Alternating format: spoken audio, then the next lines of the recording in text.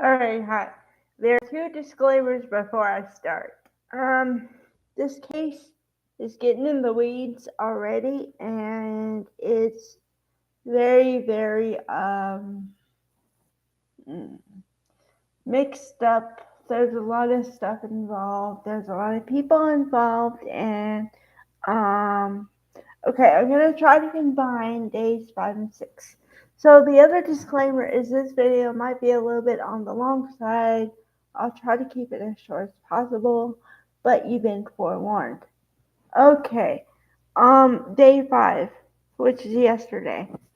All they talked about was about that Lori and Chad both were obsessed with money.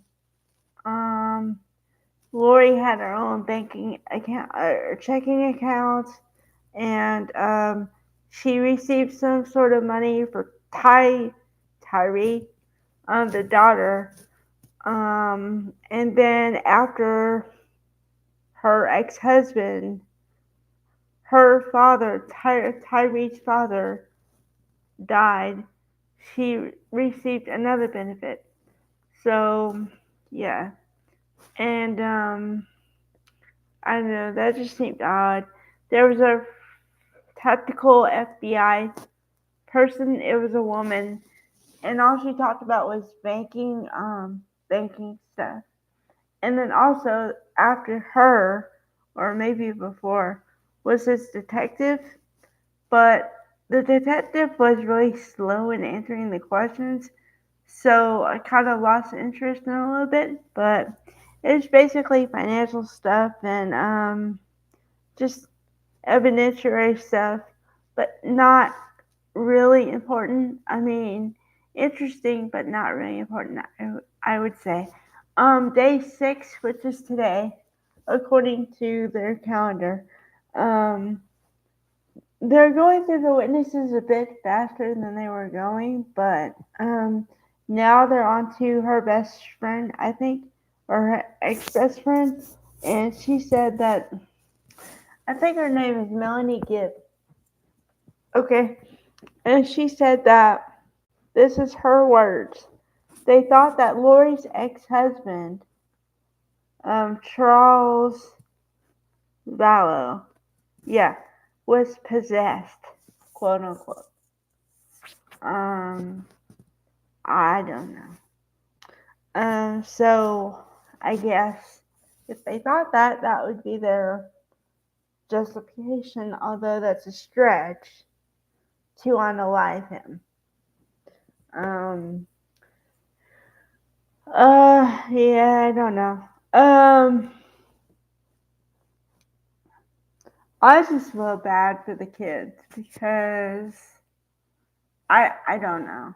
Um, I think I get more emotional when it comes to kids and stuff because, well, not just because they're kids, but because they're innocent and they're not supposed to be afraid for their life, you know? And also, parents' job is to protect their children, and that's not what they did. So, I don't know. And as far as culpability on either part, I'd say they're both equally as guilty. I'd say because okay,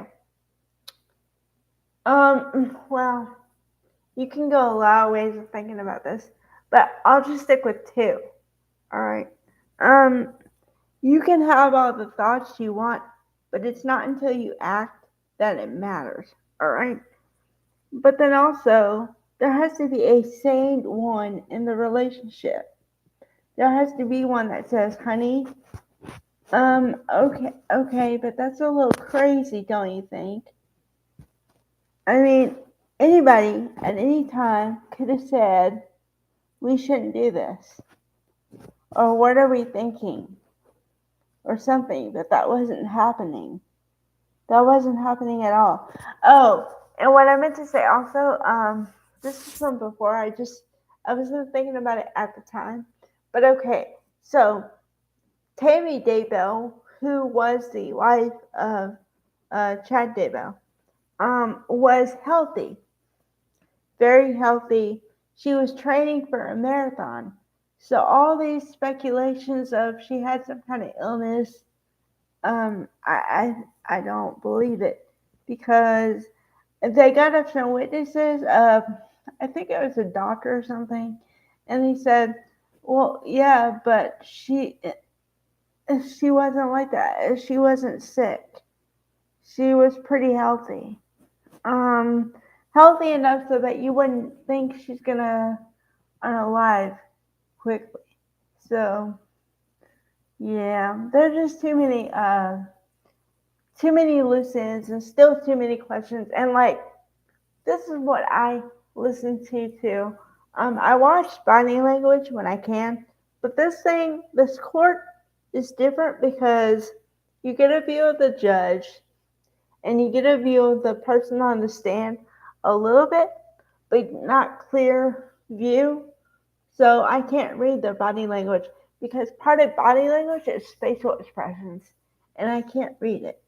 So, um, but another part of it is just the whole language. They talk about things and how they figure out things. I try to listen to the whole package, and when they're testifying up there, and I'm left with more questions than what I started with, that's not a good ratio.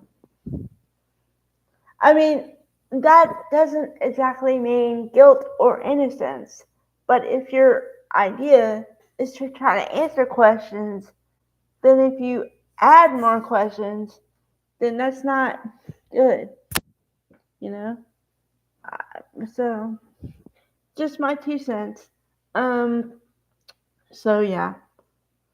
I think it's going to get more emotional as the days go on because now they've gotten rid of all the states. People, I think now it's going to be close. Maybe not like close, but family and friends and things. So I think that testimony in my mind holds more weight than other people because experts are experts and that's great, but they don't have the emotional ties. You know what I mean? And think about it. Your best friend probably knows you better than anybody on the planet, right? So there's that. And yes, for the people who say your spouse is supposed to be your best friend, I see that too. But what I'm saying is your best friend outside of your marriage. You know, like a lifelong best friend probably knows you better than anyone. So we'll see how it turns out. All right. Bye, everybody.